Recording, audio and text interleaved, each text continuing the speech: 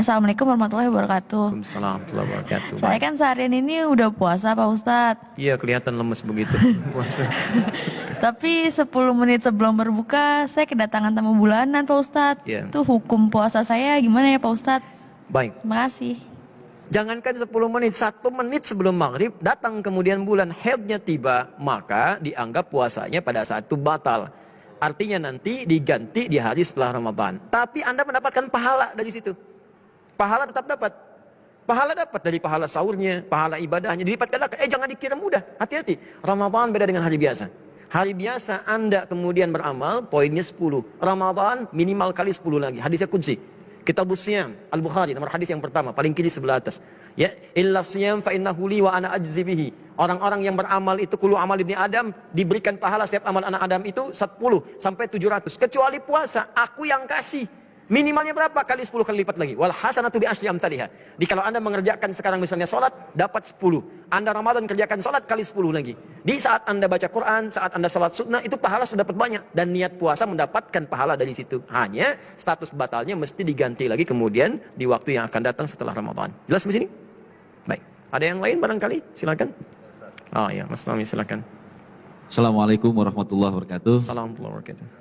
Ustadz, saya mau tanya, ini karena tadi kita bahas mengenai batal-batal puasa. Nah, misalkan kita udah selesai puasa, kemudian datang lagi puasa, tapi kita belum bayar puasanya gitu. Nah, itu gimana Ustadz? Baik. Kata para ulama, pendapat yang pertama, kalau dia masuk ke Ramadan berikutnya, misal sekarang Ramadan, selesai dia qadha, masuk Ramadan lagi, ada yang belum terbayar, ada yang mengatakan di qadha tetap berlaku qadha dan kafarat. Kafaratnya setiap harinya memberikan fidyah makan satu orang miskin. Jadi sambil Anda ganti puasa, berikan kafarat. Ganti puasa, berikan kafarat. Ya, berikan satu orang miskin jatah untuk makannya. Ya, berapa kadarnya? Kadarnya nanti kita akan lihat dalam fidyah. Berapa kadar fidyahnya? Satu orang miskin itu 3 kali makan. 3 kali makan pagi, siang, sore. Anda bisa kalkulasikan. Misalnya 3 kali makan 100 ribu, maka Anda belikan makanannya 100 ribu, berikan kepada dia. Atau berikan kepada dia kadar sembako untuk jatah makan dia dalam 1 hari. Plus tambah qadha di situ. Yang kedua ada yang mengatakan kalau tidak disengaja karena datang-datangnya waktu, memang tidak niat. Maka boleh dicukupkan dengan qadha saja. Tetap dia puasa diulang tanpa adanya kafarat. Jelas ya sampai sini? Ada lagi yang lain? Mas Doni, Mas ini, rambutan. Assalamualaikum. Kalau misalkan kita punya hutang puasa Ustadz. Bukan kita, mungkin Anda saya. ya? Oh ya. Saya. Saya alhamdulillah tidak sampai hari ini. Baik. Ya. Tapi saya nggak bisa menjumlahkan. Saya udah nggak tahu lagi berapa banyak hutang saya gitu Ustaz. Itu gimana cara ngebayarnya ya? Pertama, saya tuh senang sekali kalimat-kalimat seperti ini. Senang sekali. Karena ini menunjukkan perubahan kedekatan iman kita dengan Allah. Ada sentuhan gitu. Ya, jadi kalau Allah cinta pada seorang hamba itu diberikan petunjuk di hatinya untuk mendekat. Itu di hadis Al-Bukhari nomor hadis 71 Kitabul Ilmi. Ya, Nabi menyampaikan kalimatnya indah. Man yuridillahu bihi khaira yufaqihu fiddin. Siapa yang diinginkan oleh Allah berubah jadi orang baik, maka akan diberikan dorongan di hatinya untuk dekat ke agama. Dekat. Maka pertama syukuri dulu itu. Yang kedua kata para ulama, dia boleh kemudian meniatkan qadha yang lampau di masa-masa senggangnya. Disilakan kalau Anda merasa tak terhitung, silakan. Anda punya waktu luang puasa, niatkan qadha. Orang lain puasa Senin misalnya sunnah, Anda niatkan qadha. Orang lain puasa Kamis misalnya sunnah, Anda niatkan qadha. Ya, Anda nggak usah hitung. Yang penting begitu masuk waktu-waktu sunnah, kata para ulama supaya ringan, niatkan qadha. Maka Allah tidak melihat berapa banyak Anda tunaikan, Allah melihat kesungguhan yang kita lakukan di situ. Ada yang lain?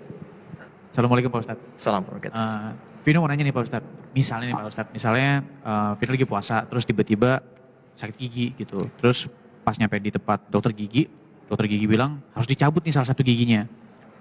Kan kalau pasti cabutnya otomatis kan ya pasti keluar darah gitu kan. Nah itu puasanya gimana Pak Ustadz? Apakah batal? Apakah masih bisa lanjut lagi puasanya gitu? Baik, para ulama menganjurkan dalam kasus seperti ini, orang yang ingin cabut gigi atau ingin tutup lubang di giginya, atau bahkan sekedar misalnya periksa gigi yang setidaknya melakukan tindakan-tindakan tertentu, pembersihan karang, ya pasang hebel dan semacamnya, itu dianjurkan oleh para ulama akan lebih baik kalau dikerjakan setelah berbuka, setelah tarawih, sehingga tidak mengambil resiko-resiko yang lainnya. Ada fatwa baru dimunculkan bahkan keluar dari majelis ulama khususnya di Jawa Barat, bahwa darah kalaupun keluar dari proses cabut gigi itu tidak membatalkan puasa.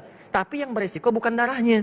Bukankah saat dicabut itu kan ada dimasukkan semacam ada semprotan-semprotan air, ya? Anda keluarkan dulu. Kadang-kadang mungkin Anda nggak terasa, begitu dikeluarkan, semprot, ya, masuk ya. Nah, itu yang bisa kira-kira mempengaruhi ya.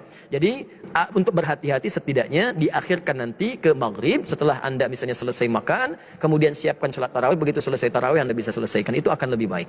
Jelas di sini? Semoga Allah mengampuni dosa-dosa kita, menerima amalan-amalan kita, dan insya Allah mengganti semua kesabaran kita dengan surga yang Allah janjikan. Allah